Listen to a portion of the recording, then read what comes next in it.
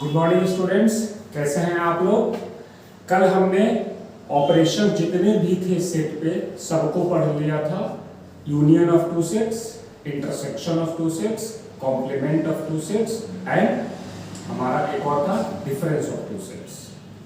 अब इसके बाद हम एक छोटा सा टॉपिक है symmetric difference of two sets. Symmetric difference of two sets. सबसे पहले इसका सिंबल क्या होता है, तो सिमेट्रिक डिफरेंस जो है वो ए डेल्टा बी से रिप्रेजेंट करते हैं। किससे रिप्रेजेंट करते हैं? ए डेल्टा बी से।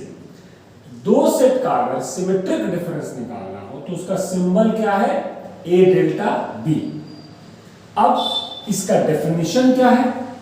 तो इसका डेफिनेशन होता है A union B minus A intersection B. A union B minus A intersection. या अगर मैं इसका दूसरा डेफिनेशन लिखूं तो वो क्या होगा?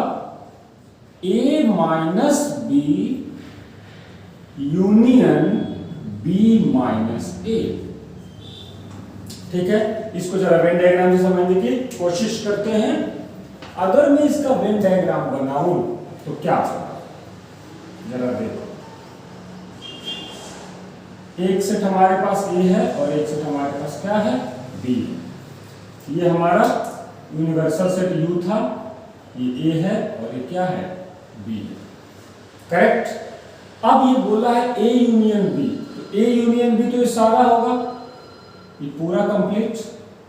आपको पहले ए यूनियन बी में मैंने बता रखा है, ठीक है, कि ए यूनियन बी ये होगा।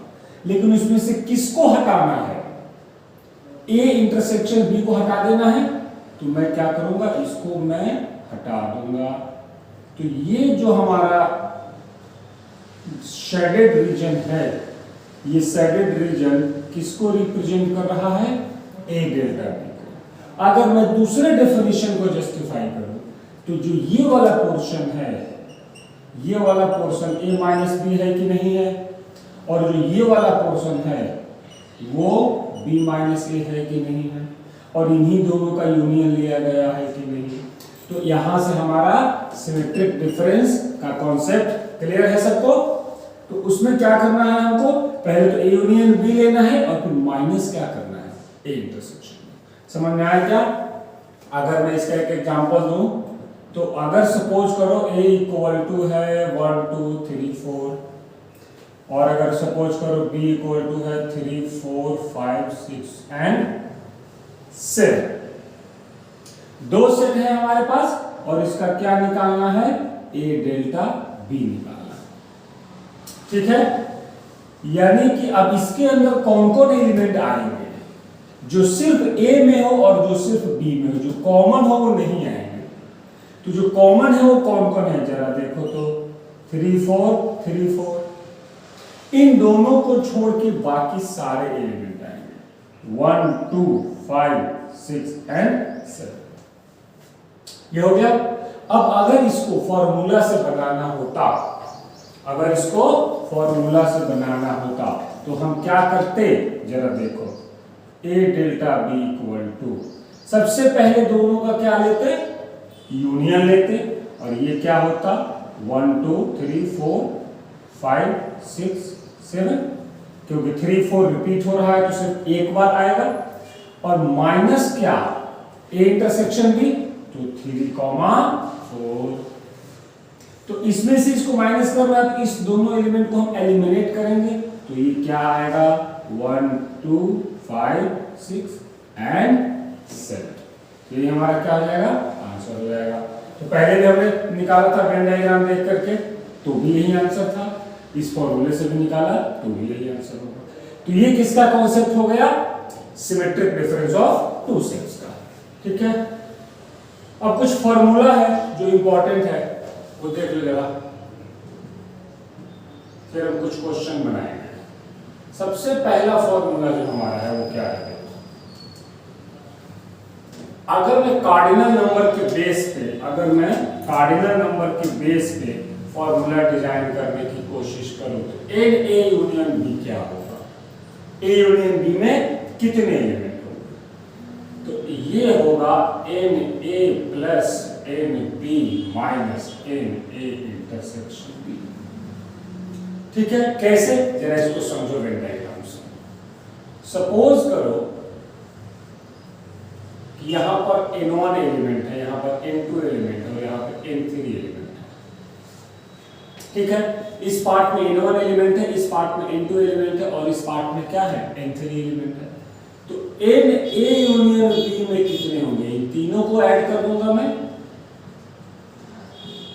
ठीक है, और अब अगर मैं n a निकालूं, n a क्या होगा, n a दोनों होंगे कि नहीं होंगे, n1 प्लस n2 ये दोनों के दोनों क्या होंगे, n a होंगे। अगर मैं n b निकालूं तो n2 और n3 हो जाएंगे।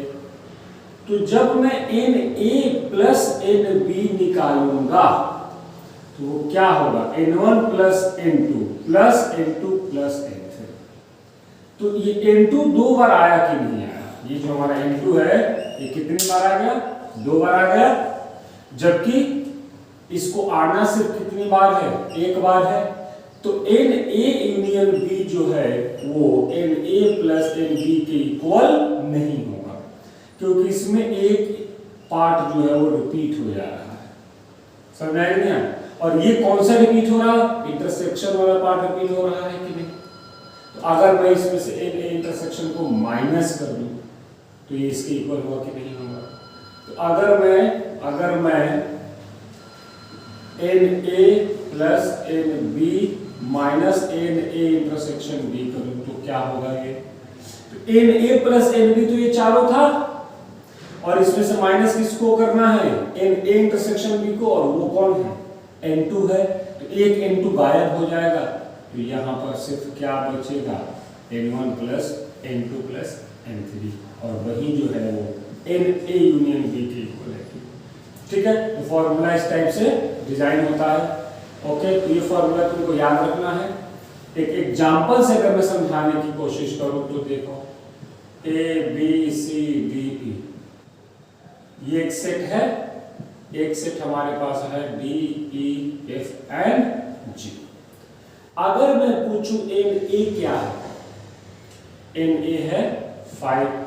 अगर मैं पूछूं n b क्या है, वो है 4। अब अगर मैं इसका a यूनियन b निकालूं तो क्या होगा, a b c, d और e रिपीट हो रहा है तो एक ही बार लेंगे और फिर f एंड g। और अगर मैं पूछूं a इंटरसेक्शन b क्या होगा, तो जो दोनों में कॉमन होगा यानी कि d e। तो यहां से अगर मैं n a यूनियन b निकालूं 1 2 3 4 5 6 7 आ रहा है, और अगर मैं n a इंटरसेक्शन b निकालूं तो ये क्या है, 2 आ रहा है। यानी कि n a यूनियन b में कितने एलिमेंट आए हैं, 7 आए हैं, और a इंटरसेक्शन b में कितने एलिमेंट आए हैं, 2 एलिमेंट आए हैं। समझ में आया? अब जरा देखो कि अगर मैं n a plus n b minus n a intersection b करूं, ये फॉर्मूला अगर मैं अप्लाई करूं तो इसका वैल्यू क्या होगा, n a क्या है 5, n b क्या है 4, माइनस ये 7 के इक्वल आया कि नहीं आया, और 7 ही हमारा a यूनियन b है कि नहीं।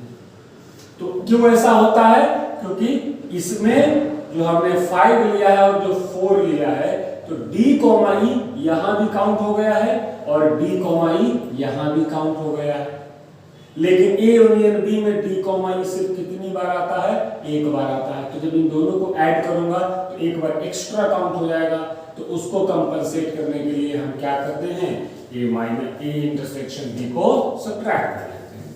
तो ये हमारा फॉर्मूला एक बन गया इसका। इसके बाद हमारा दूसरा फॉर्मूला कि अगर 2 की जगह 3 बार इंटरसेक्शन हो तो क्या होगा, सॉरी यूनियन। तो अगर a union b union c हो तो क्या होगा, तो ये होगा n a plus n b plus n c। पहले तो तीनों को ऐड करूंगा, फिर ऐसा भी होगा कि इन दोनों में जो कॉमन होगा ये काउंट हो गया होगा, तो उसको कॉम्पनसेट करने के लिए मैं क्या करूंगा, माइनस एन ए इंटरसेक्शन। इन दोनों का कॉमन भी तो काउंट हुआ होगा, उसको कॉम्पनसेट करने के लिए बी इंटरसेक्शन सी, और ए और सी को कॉम्पनसेट करने के लिए ए इंटरसेक्शन सी।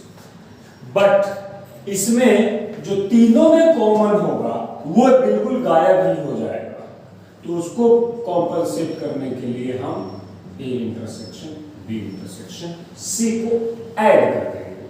तो यहां पे हम क्या करेंगे, N A plus N B plus N C, फिर दो का इंटरसेक्शन करके सब्ट्रैक्ट करेंगे और फिर इसको क्या करेंगे, ऐड करेंगे। तो इसको वेन डायग्राम से प्रूफ कर सकते हो कि ये तुम्हारा वेन डायग्राम होगा। तो इन दोनों तीनों को ऐड कर दिया। अब सपोज करो यहाँ n1 है, यहाँ n2 है, यहाँ n3 है, और ये n4 है, n5, n6 और ये n7। ठीक है, इन दोनों को जब ऐड किया तो ये दो बार ऐड हो गया, ये पूरा का पूरा दो बार ऐड हुआ। तो एक बार माइनस कर लिया, फिर एक बार इसको माइनस कर लिया, फिर एक बार इसको माइनस कर लिया, तो ये तो बिल्कुल कंप्लीटली गायब ही हो गया, एक बार भी नहीं आएगा। तो उसको करने के लिए हम इसको आखिरी में क्या करेंगे, ऐड करेंगे। समझ में आया कि ये दो फॉर्मूले हो गए। ठीक है, इसके बाद जो हमारा तीसरा फॉर्मूला है, अगर एन ए डेल्टा बी निकालना हो तो ये क्या होगा, तो तुमको पता है ना ये क्या होता है, A union B minus A intersection B, N A union B minus N A intersection. इसको और अगर थोड़ा ब्रेक कर दो तो ये क्या बन जाएगा, इसकी जगह मैं क्या ले लूंगा, N A plus N B minus N A intersection B, और एक तो पहले से ही है तो minus 2 into N A intersection. तो ये हमारा किसका फॉर्मूला हो गया, एन ए डेल्टा बी का फॉर्मूला हो गया। समझ में आया सबको? ठीक है, उसके बाद अगर तुमसे कोई पूछे एन ए डैश क्या होगा, तो ये भी बताने की जरूरत है क्या किसी को, ये हो जाएगा एक्सेट्रा। ठीक है, बाकी तुम लोगों ने डी मॉर्गन्स लॉ पढ़ा है, मैंने बताया था, उसमें भी तुम प्रॉपर्टी अप्लाई कर सकते हो। तो ये था कुछ important algebraic formula based on cardinal number, और ये हमारा सिमेट्रिक डिफरेंस।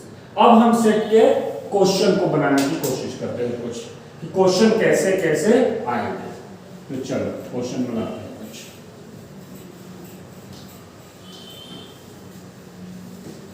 सबसे पहले हम बोर्ड टाइप के क्वेश्चन करेंगे, उसके बाद फिर हम जे मेन और जे एडवांस टाइप के क्वेश्चन भी करेंगे। और जो जे मेन में तो इससे एक क्वेश्चन श्योर शॉर्ट आएगा ही आएगा।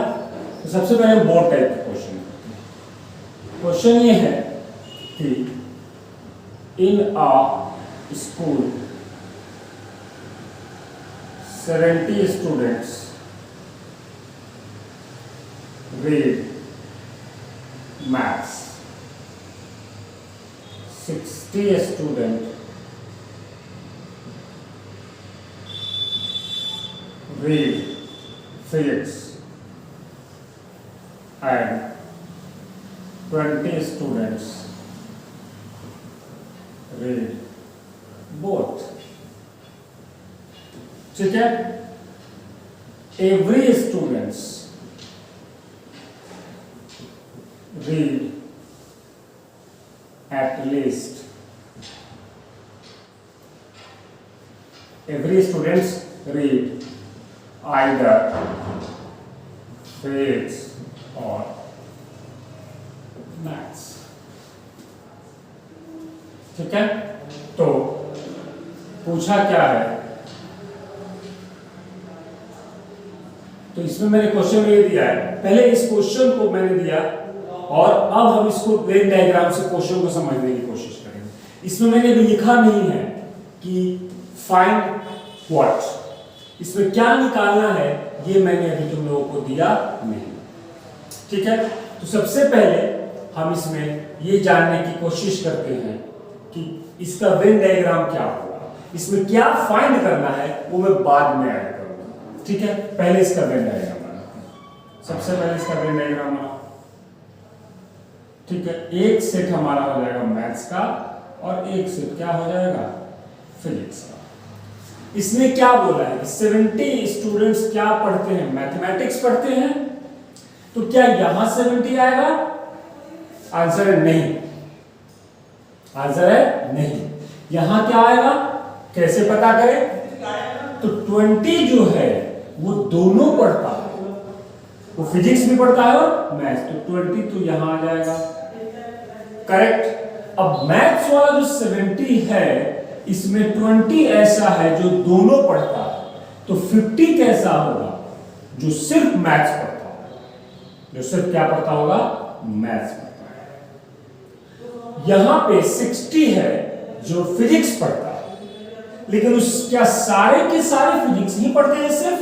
नहीं, उसमें 20 ऐसे हैं जो फिजिक्स के साथ साथ मैथ्स भी पढ़ते हैं, तो 40 क्या पढ़ते होंगे, ओनली फिजिक्स, यहां क्या आएगा, 40। ये इसका वेन डायग्राम हुआ। अब U, ठीक है, तो अगर मैं तुम लोगों से यहां पे पूछूं कि नंबर ऑफ U और number of M union P में क्या रिलेशन होगा, क्या ये इक्वल होगा या ये इक्वल नहीं होगा? हर क्वेश्चन में सबसे पहले हमारा ध्यान इस पे जाएगा कि दो सेट जो दिया है उसका यूनियन और यहां पर जो उसका यूनिवर्सल सेट होगा, दोनों आपस में इक्वल है या नहीं। तो इन दोनों के बाहर क्या कोई डेटा अवेलेबल है, हमको यही चेक करना है, हमको यही चेक करना है कि इन दोनों के बाहर कोई डेटा अवेलेबल है या नहीं। तो ये कैसे पता करेंगे? तो सपोज करो अगर यहां पर x नंबर ऑफ स्टूडेंट्स हैं, तो मैथ्स पढ़ते हैं क्या? नहीं। वो फिजिक्स पढ़ते हैं क्या? नहीं। तो दोनों में से कोई भी नहीं पढ़ते हैं, तो क्वेश्चन में क्या लिखा है जरा देखो, every students read either physics और मैथ्स, यानी कि हर स्टूडेंट या तो मैथ्स पढ़ता है या तो फिजिक्स पढ़ता है। ऐसा कोई है क्या जो कोई भी नहीं पढ़ता हो? ऐसा नहीं। तो यहां पर ये दोनों हमेशा क्या हो जाएंगे? इक्वल हो जाएंगे।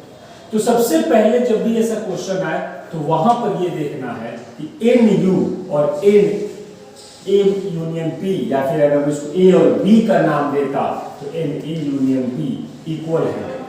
इसका बहुत इंपॉर्टेंट होगा। अब इस क्वेश्चन को बनाने की कोशिश करते हैं दो मेथड से। कितने मेथड से? दो मेथड से। अब इसमें मैं लिख देता हूं find total number of students. ठीक है, आप इसका सॉल्यूशन सबसे पहले A equal to number of students read maths, ठीक है, और NB number of students read क्या? फिजिक्स। ठीक है, अब हमको फाइंड क्या करना है? NA यूनियन B क्या होगा? ठीक है, स्कूल में कितने स्टूडेंट्स हैं? तो कई बार ये N यूनियन U भी हो जाता है। अभी फिलहाल इस सवाल में ये दोनों क्या हैं? इक्वल हैं। अगर ये इक्वल नहीं हुए तो जब पूछेगा find total number of students, तो टोटल नंबर ऑफ स्टूडेंट्स हमेशा NU होता है। टोटल नंबर ऑफ स्टूडेंट्स हमेशा NU होता है। अगर मुझसे पूछता कि how many students read either maths और फिजिक्स, आइदर मैथ्स और फिजिक्स, तब मैं इसको नाम देता क्या? A यूनियन B क्या होगा।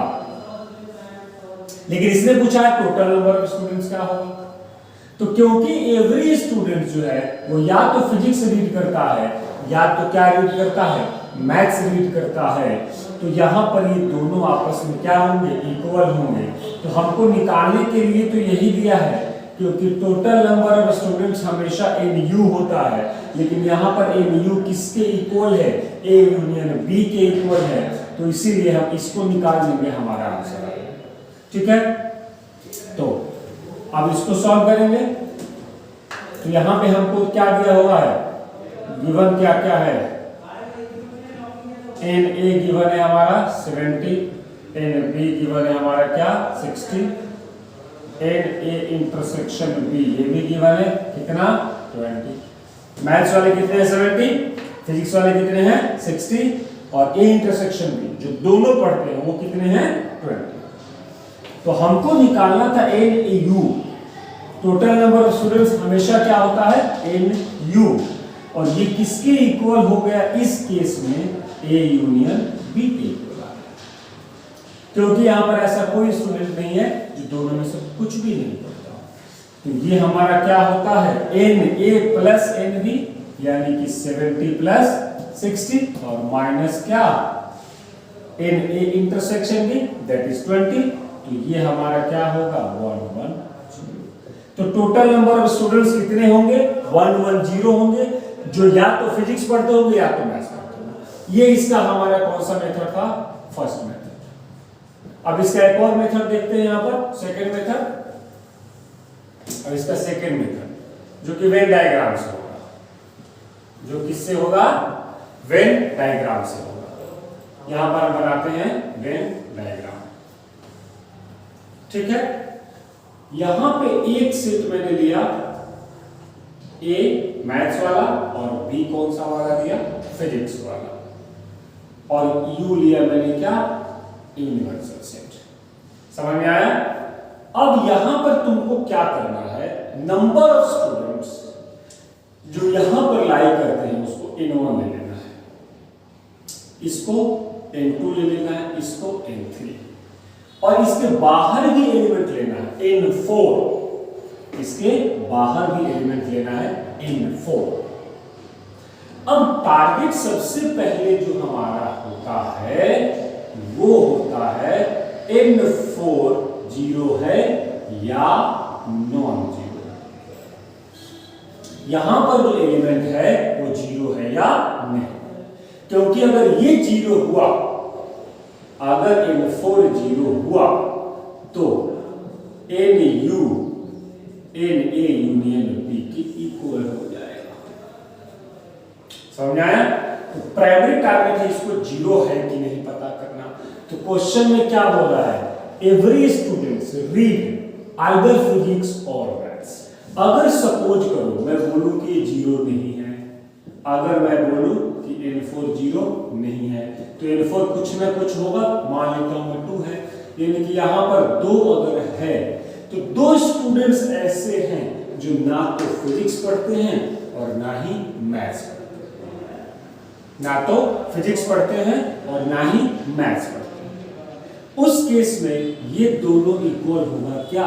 ये दोनों इक्वल नहीं होगा, क्योंकि 2 ऐसे हैं जो इसके बाहर हैं लेकिन U में हैं, तो इसीलिए ये बहुत इंपॉर्टेंट है। लेकिन यहां पर जो क्वेश्चन दिया था इसमें क्या था कि every students read either physics और मैथ। जैसे ही ये पता चला हम क्या लिख देंगे? N4 zero. ठीक है, अब जरा देखो N1 प्लस N2 क्या होगा? जो मैथ्स पढ़ते हैं, जो क्या पढ़ते हैं? मैथ्स पढ़ते हैं, और मैथ्स पढ़ने वाले कितने हैं? 70 हैं। और N2 प्लस N3 जो ये दोनों और ये दोनों कौन है? जो फिजिक्स पढ़ते हैं, फिजिक्स पढ़ने वाले कितने हैं? 60, और जो दोनों पढ़ते हैं वो कौन है? वो N4 है, सॉरी N2 है, और N2 कितना है? 20। अब इन तीनों इक्वेशन को जब तुम सॉल्व करोगे तो N2 दे दिया है 20, तो यहां से N1 क्या होगा? अगर N2 20 है तो N1 प्लस 20 70 हुआ, तो ये 50 होगा कि नहीं? अब N2 अगर 20 है, अगर मैं इस इक्वेशन में इसको पुट करूं तो N2 प्लस N3 60 है, और N2 अगर 20 है तो N3 क्या हो जाएगा? 40। N2 तुमको पहले से दे रखा था, N1 तुमने यहां से निकाल लिया, N3 तुमने यहां से निकाल लिया। अब अगर मेरे को तो NU निकालना था, और NU क्या होगा, जितने भी एलिमेंट इस बॉक्स के अंदर है, और ये हो जाएगा N1 plus N2 plus N3 plus N4। लेकिन ये N4 जो हमारा है ये क्या है, ये हमारा N4 जो है ये 0 के इक्वल है। तो ये जो हमारा 3 है ये NA यूनियन B के इक्वल भी है कि नहीं है। तो NU equal to N1 plus N2 plus N3 और N1 plus N2 plus N3 NA union B के इक्वल है। तो यहां से ये हमारा क्या होगा, तीनों का सम, तो 50 plus 20 plus 40 and that is क्या, 1। तो आंसर से आया कि नहीं। तो इसमें और इसमें ज्यादा बेनिफिशियल ये वाला मेथड इसलिए होता है कि यहां तुमको ये चेक करना था कि NA यूनियन B NU है कि नहीं। यहां तुम डायरेक्ट NU निकालोगे, टोटल नंबर ऑफ स्टूडेंट्स पूछा है तो डायरेक्ट NU निकालोगे, उसमें एक एक्स्ट्रा N4 आएगा और बस तुमको ये पता होना चाहिए N4 0 है, ठीक है। और लकीली इसकी इक्वल भी होता है। कोई भी मेथड तुम यूज कर सकते हो, जब एग्जाम में आए तब ये यूज करना जरूरी है, बोर्ड एग्जाम्स में। तो स्कूल में अगर तुम्हारा सब्जेक्टिव एग्जाम होता है तो फर्स्ट मेथड तुम्हारा क्या है, कंपल्सरी है। लेकिन अगर कॉम्पिटिटिव एग्जाम देना है तो तुम इसको ऐसे भी कर सकते हो। समझ में आया क्या। अब सवाल है कि तब क्या होगा जब ये दोनों आपस में इक्वल नहीं होंगे। तब क्या होगा जब ये दोनों आपस में इक्वल नहीं होंगे। तो एक आगे और क्वेश्चन देखते हैं जिसमें ये इक्वल नहीं होगा, फिर डिस्कस करते हैं।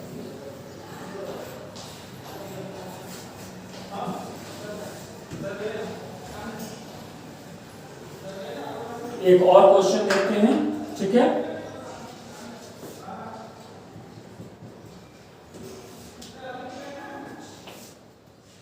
इन अ सर्वे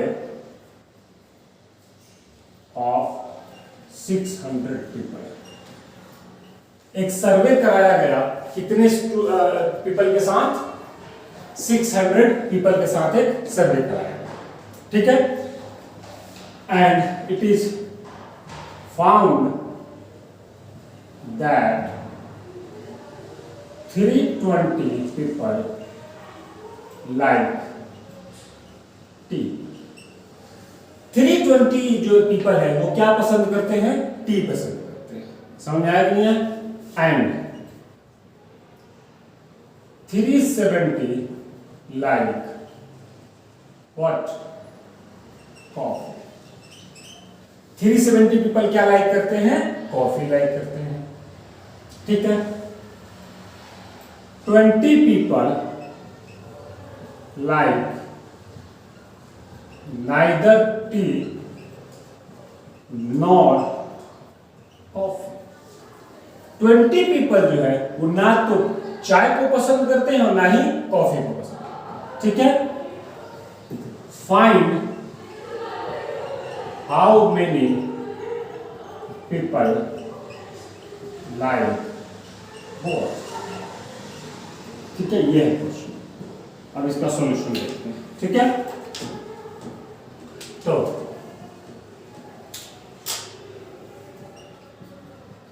अभी अगर मैं देखूं कि कितने ऐसे पीपल हैं जो दोनों को पसंद करते। कई बार बच्चे बोलते हैं सर टोटल तो 600 ही है, टोटल तो 600 ही है। अब इसमें आप कह रहे हो कि 320 चाय पसंद करता है और 370 कॉफी पसंद करता है, तो ये तो दोनों मिला के 690 हो गए। टोटल तो 600 ही है, 90 एक्स्ट्रा कहां से आ गया। तो कुछ तो मेरे जैसे भी होंगे जिनको टी भी अच्छा लगता होगा और कॉफी भी अच्छा लगता होगा, तो वो तो यहां भी होंगे और यहां भी होंगे। लेकिन काउंट 2 बार हो गए। काउंट कितनी बार हो गए, 2 बार हो गए। चाय पसंद है तो चाय वाली लाइन में भी खड़ा मिलेंगे तुमको, कॉफी पसंद है कॉफी वाली लाइन में भी खड़ा मिलेंगे। तो यहां भी काउंट हो रहे, यहां भी है तो अकेले, तो कुछ कॉमन भी होंगे इसलिए एक्स्ट्रा आ रहा है। समझ में आया कि नहीं आया। तो इसको पहले वेन डायग्राम से बनाते हैं। तो सबसे पहले हम वेन डायग्राम बनाते हैं। ए को हम ले लेते हैं क्या, टी, और हम बी को क्या ले लेते हैं, कॉफी। हमने वेन डायग्राम बनाया ए बी। ये हमारा यूनिवर्सल सेट है। यहां आ गया n1, यहां आ गया n2, यहां आ गया n3 और यहां आ गया क्या n4। पहले मेरा एक सवाल है, NA यूनियन B क्या NU के इक्वल होगा? क्योंकि NU तो 600 है, NU क्या है 600 है, क्योंकि उस सर्वे में कितने पीपल पार्टिसिपेट किए हैं? 600 पीपल पार्टिसिपेट किए हैं, तो NU तो 600 है। तो क्या ये NA यूनियन B के इक्वल होगा? क्योंकि तुमको NA दिया है, NB भी दिया है, ठीक है। अगर ये 600 के इक्वल हो गया तो हमारा ये फॉर्मूला जो है NA plus NB minus NA intersection B, तो हमको ये तो पता ही है 320, हमको ये पता है 370। अगर ये 600 हुआ तो क्या तुम इसका वैल्यू नहीं निकाल सकते? निकाल सकते हो, बट सवाल ये है पहले कि क्या ये दोनों इक्वल होगा। तो इसके लिए इस n4 को 0 होना पड़ेगा। तो क्या ये n4 0 है? आंसर है नहीं, आंसर है नहीं, क्योंकि यहां पर अगर मैं अब लिखना स्टार्ट करूं वैल्यू, तो n1 प्लस n2 ये जो चाय पसंद करते हैं वो गिवन है कितना 320। अगर मैं लिखूं n2 प्लस n3 वो कितना गिवन है जरा देखो 370। अब अगर मैं चारों को ऐड कर दूं, यानी कि पूरा यूनिवर्सल सेट में, यानी कि जो सर्वे में पार्टिसिपेट किए थे वो कितना है 600। सवाल अब किस पर है? n4 पर है। सवाल किस पर है? n4 पे है। तो जरा ये देखो, ये जो 20 पीपल हैं ये कौन है? ना तो ये चाय पसंद करते हैं और ना ही ये कॉफी पसंद करते हैं। तो इन दोनों सेट के बाहर होंगे कि नहीं होंगे? तो n4 हमारा क्या हो जाएगा 20 हो जाएगा। n4 हमारा क्या होगा 20। तो क्या ये दोनों इक्वल होंगे? आंसर है नहीं, ये दोनों इक्वल नहीं होंगे। तो तुमको कब क्या करना है, इस 4 इक्वेशंस की मदद से तुमको निकालना है कि कितने हैं जो दोनों लाइक करते हैं, यानी कि तुमको निकालना क्या है n2 का वैल्यू क्या होगा। तो तुम्हारे पास 4 वेरिएबल्स हैं n1 n2 n3 n4 और 4 इक्वेशन भी है, तुमको n2 चाहिए। तो सबसे पहले हम क्या करेंगे, हम इसको नाम दे देते हैं equation 1, equation 2, equation 3 and equation 4, ठीक है। अगर मैं, हमको क्या चाहिए n2 चाहिए, n4 तो पता ही है।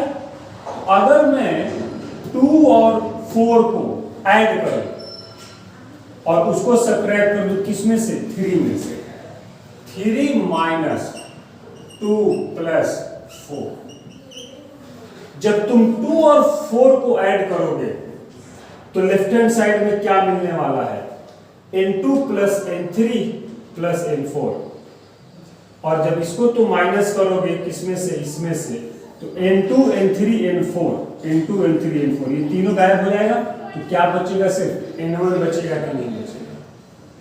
तो ये जो होगा इसका लेफ्ट हैंड साइड क्या दे देगा, n1 दे देगा।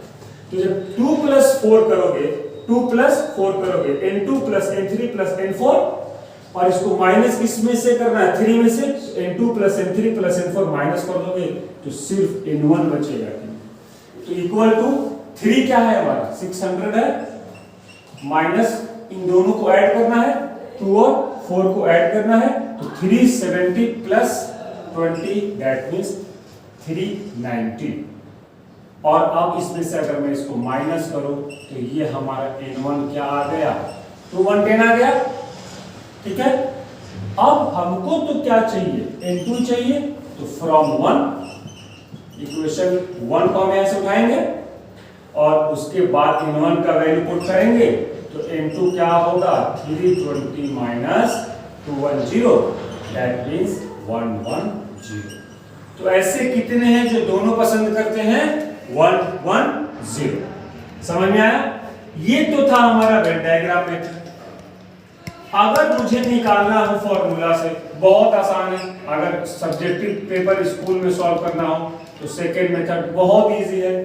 एन यू क्या दे दिया है 600, तो एन ए यूनियन बी क्या 600 होगा?